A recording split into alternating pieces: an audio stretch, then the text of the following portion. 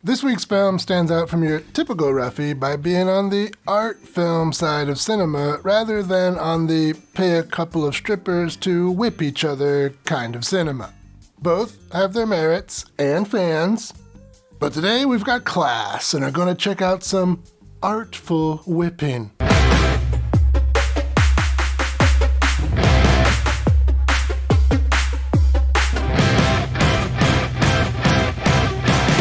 Welcome to Exploitation Reviews, and me, Rob, and today I'm taking a look at The Girls of F Street from 1966. This film comes to us from Saul Resnick, and while he did work on some other films, this is his only directorial effort, and it's a pretty good one, making him one of the one-hit wonders. Better than a no-hit wonder. This film boasts an incredible selection of actresses, many of whom would have fit well into a Russ Meyer film, if you catch my meaning. I could kill a guy with these things. It also features some stunning photography, so let's not waste any time. We open on a narrator setting the scene. He mentions a gaslight, which is our first clue that this is a period piece. In fact, I think this is the only period piece Roughie, but the period plays no role whatsoever in the story, so you can forget about it. The palm tree silhouettes tell us this isn't New York, which is also something a bit different. In a way similar to the opening shot of Psycho, the camera flies up to this window.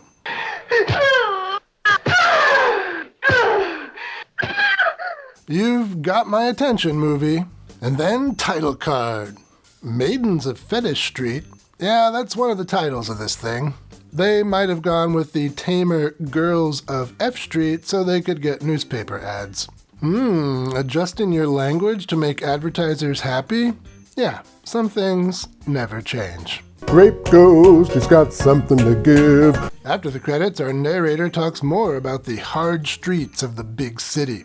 And this is pretty cool. We then hop over to an old Peep show machine. Since this one is showing a nudie film, my guess is it's the cheaper mutoscope and not the more expensive kinetoscope designed by Thomas Edison. The technology from generation to generation changes, but pornographers favoring the cheaper option stays the same. We've seen it in our own lives. VHS, DVD, your mom.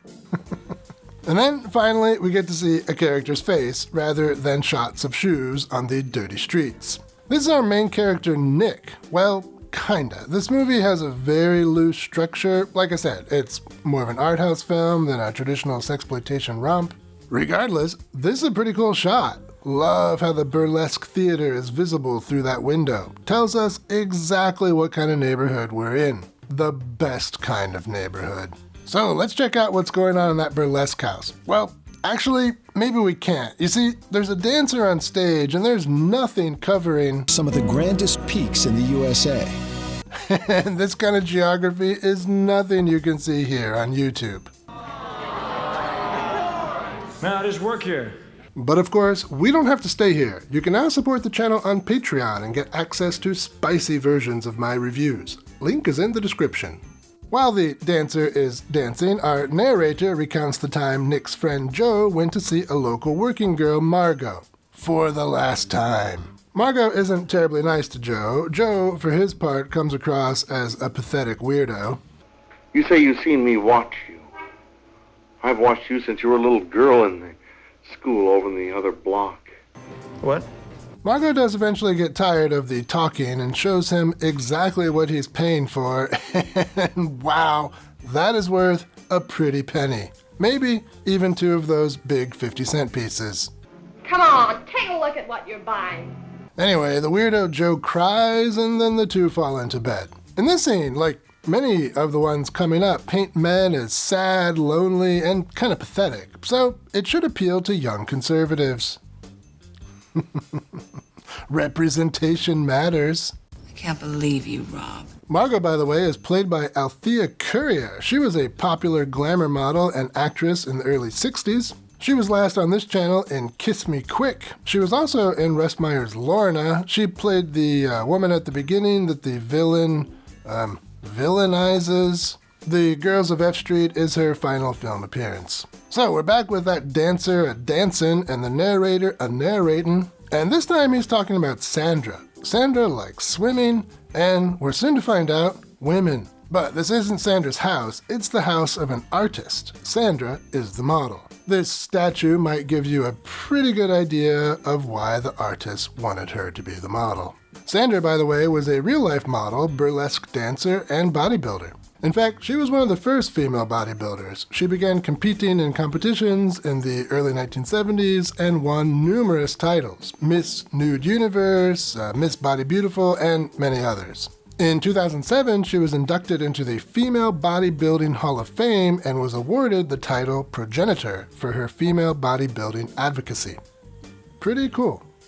She also founded a church and included stripping as part of her sermons, which was another historical first, marking the very first time a church service was worth attending. I think he's got a point. Anyway, there have been lots of gorgeous naked people on this channel over the years, and she is among the most gorgeous, but you'll have to take my word for it. No fair. Or my Patreon is only about $3. Anyway, so our guy in the strip club leaves the club and goes into a shop that sells pinup art and dirty comics, and man, I would love to have some of those old magazines and drawings. Maybe I should start a new collecting hobby. Your physical urges fight against your reason. So we finally find out that our guy works as a gigolo. He works for the madam of a house, and that madam runs a tight ship. Nick isn't allowed to fraternize with any of the ladies who drop by, but when Tony drops by, he can hardly contain himself. But Tony isn't so interested. She does let him bathe her, but while he's doing that, she fantasizes about tying him up and covering him in molasses. After the fantasy, she changes her mind, but uh-oh, the madam ain't gonna like that. Catfight. Nick seems to enjoy the show. Can you blame him? Anyway, this mostly plotless movie is about to enter its surreal and rather violent end, which I will save for anyone willing to track down this oddity. Let's talk some highlights. Well, there's a lot to praise here for fans of these sleazy 60s romps. For one, there is a lot of beautiful nakedness here, and many of the ladies have some of the grandest peaks in the USA. And the whole movie is beautifully photographed. In fact, this might be the best looking Roughie out there, purely from a photography standpoint. And beyond all that, the film is pretty interesting, particularly its portrayal of damaged men. Not too many Roughies explore that. Maybe none. But that being said, the movie is not perfect. Like a guy crying in a brothel, this film has some shortcomings. There is some dialogue here and there, but most of the story is told through narration, and the narration sucks. The eerie sounds of sirens and a train echoes throughout the city's domain, notifying an uncaring, slumbering jungle of its unwelcome return.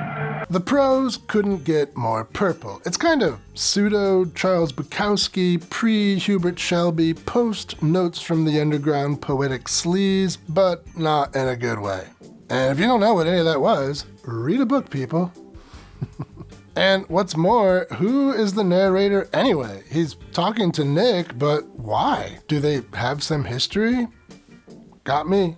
Further, and still on that writing point, the movie is a little confusing. The story seems like it should have a point, but good luck trying to tease it out. It's not always clear what is reality, what is fantasy, or even who some of the characters are and what the relationship to Nick is. Like I said at the top of the vid, this is well on the art film side of 60s sexploitation, and how much you'll really like it depends a bit on how high your tolerance is for art films. Personally, I'm fine with art films as long as they're funny, like the films of Robert Downey Sr., for example, or sexy. And brother, this film is sexy.